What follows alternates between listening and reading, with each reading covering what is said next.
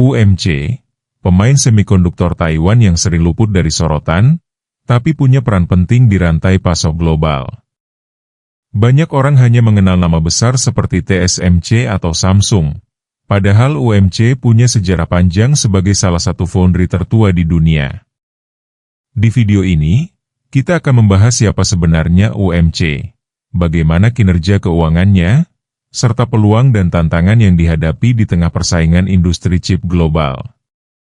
Jadi, mari kita lihat lebih dekat perusahaan yang mungkin tidak sepopuler rivalnya, tapi tetap memainkan peran vital dalam ekosistem semikonduktor. United Microelectronics Corporation, atau UMC, berdiri pada tahun 1980 dan dikenal sebagai salah satu foundry semikonduktor tertua di Taiwan. Berbasis di Hsinchu, pusat teknologi Taiwan, UMC sejak awal berfokus pada produksi chip untuk berbagai klien global tanpa mengembangkan merek chip sendiri. Berbeda dengan TSMC yang mendominasi teknologi paling canggih, UMC memilih jalur berbeda. Mereka menguasai node teknologi menengah, seperti 28 nanometer hingga 65 nanometer.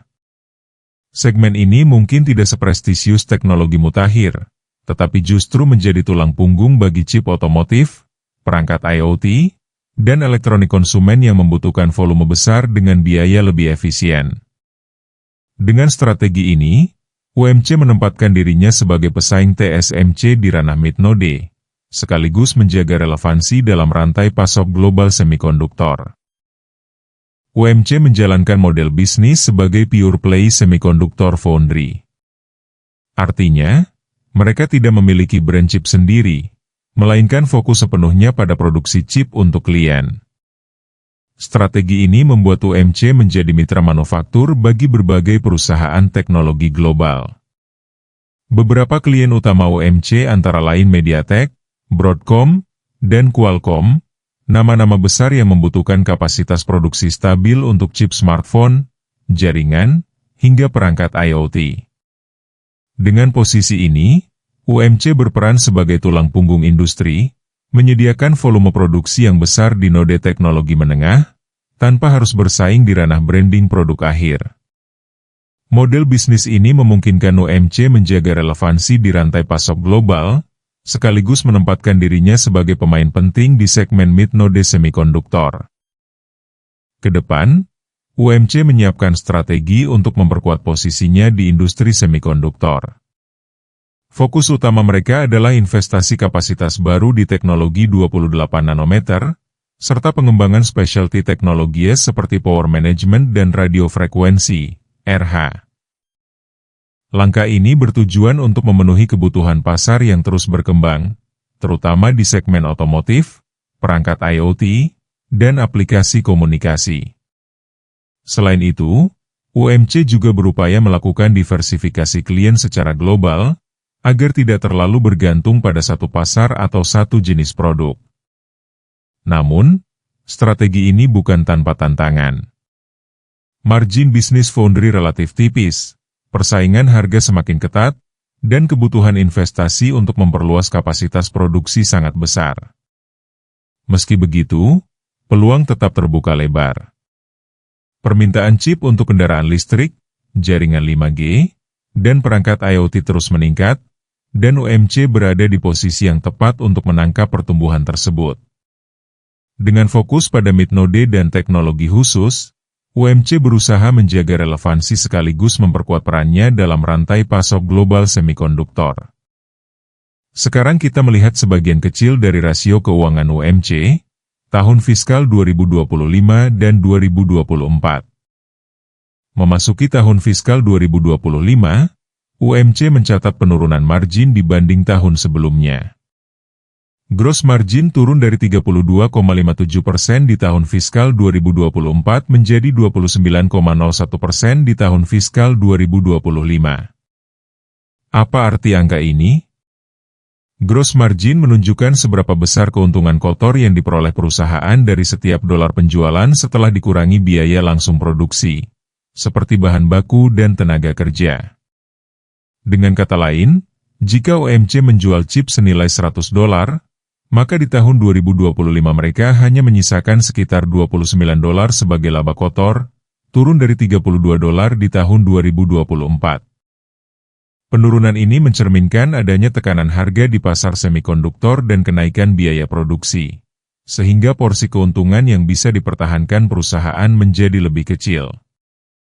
Bagi investor, tren gross margin adalah indikator penting untuk menilai daya saing dan efisiensi operasional perusahaan. Return on invested capital turun dari 13,51% di tahun fiskal 2024 menjadi 10,87% di tahun fiskal 2025. ROIC mengukur seberapa efisien perusahaan menghasilkan laba dari modal yang ditanamkan. Artinya, setiap $100 modal yang digunakan UMC, hanya menghasilkan sekitar $10,9 laba di 2025. Turun dari $13,5 di tahun sebelumnya. Penurunan ini menunjukkan efisiensi penggunaan modal melemah. Free cash flow margin justru melonjak tajam, dari 2,29% di tahun fiskal 2024 menjadi 21,94% di tahun fiskal 2025. Margin ini menunjukkan seberapa besar kas bebas yang tersisa setelah perusahaan menutup biaya operasional dan belanja modal. Dengan kata lain, dari setiap $100 penjualan, UMC berhasil menyisakan hampir $22 sebagai kas bebas di 2025, dibanding hanya $2 di tahun sebelumnya. Lonjakan ini menjadi sinyal positif karena memperkuat likuiditas dan fleksibilitas perusahaan. Interest coverage ratio turun sedikit dari 30 kali di tahun fiskal 2024 menjadi 28 kali di tahun fiskal 2025. Rasio ini mengukur kemampuan perusahaan membayar bunga utang dari laba operasional. Dengan angka 28 kali, UMC masih berada di posisi sangat aman. Artinya laba operasional mereka 28 kali lebih besar daripada beban bunga yang harus dibayar. Kedepan, ada sejumlah faktor yang bisa menjadi katalis positif bagi harga saham UMC. Pertama, perusahaan baru saja menjalin kemitraan strategis dengan SST untuk teknologi otomotif mutakhir. Langkah ini membuka peluang besar di pasar kendaraan listrik dan sistem otomotif pintar, yang permintaannya terus meningkat secara global. Kedua, UMC mencatat pertumbuhan pendapatan di akhir 2025, dengan kenaikan sekitar 1,7% dibanding tahun sebelumnya.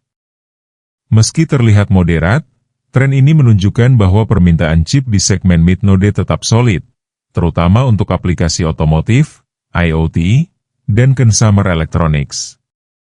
Ketiga, optimisme investor juga meningkat karena UMC dianggap mampu memanfaatkan momentum sektor semikonduktor, khususnya di bidang komunikasi nirkabel dan teknologi 5G. Dengan fokus pada volume produksi dan teknologi khusus seperti RF dan power management, UMC berada di posisi strategis untuk menangkap peluang pasar yang sedang berkembang. Meski UMC memiliki peluang di segmen mid-node, ada sejumlah faktor yang bisa menjadi penghambat pertumbuhan harga sahamnya. Pertama, pada awal 2026 UMC sempat mengalami penurunan harga saham hampir 9% setelah melaporkan hasil kuartal yang di bawah ekspektasi. Laba per saham hanya mencapai $0,13, jauh lebih rendah dari perkiraan, sehingga memicu kekhawatiran investor tentang profitabilitas jangka pendek. Kedua, manajemen UMC sendiri memberikan outlook yang hati-hati untuk 2026, dengan menyebut permintaan pasar hanya sedang. Hal ini menunjukkan bahwa perusahaan masih menghadapi tekanan dari siklus semikonduktor global, terutama karena ketergantungan pada teknologi node yang lebih matang.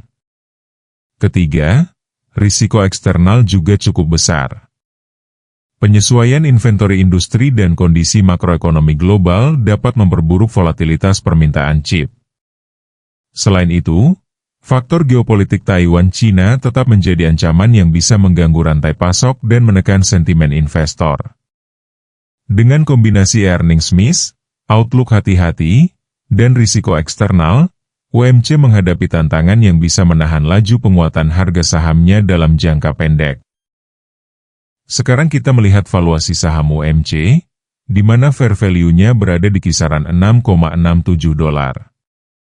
Kalau kita melihat chart saham UMC, di mana fair value-nya berada di kisaran $6,67, maka ada kecenderungan saham UMC bergerak di area overvalue dengan rentang pergerakan harga $6,67 sampai $13. Hal ini dipicu oleh outlook kinerja keuangan yang diberikan tergolong moderat. Kalau Anda ada saran tentang saham apa yang mau dibahas, tulis di kolom komentar. Jangan lupa like dan subscribe.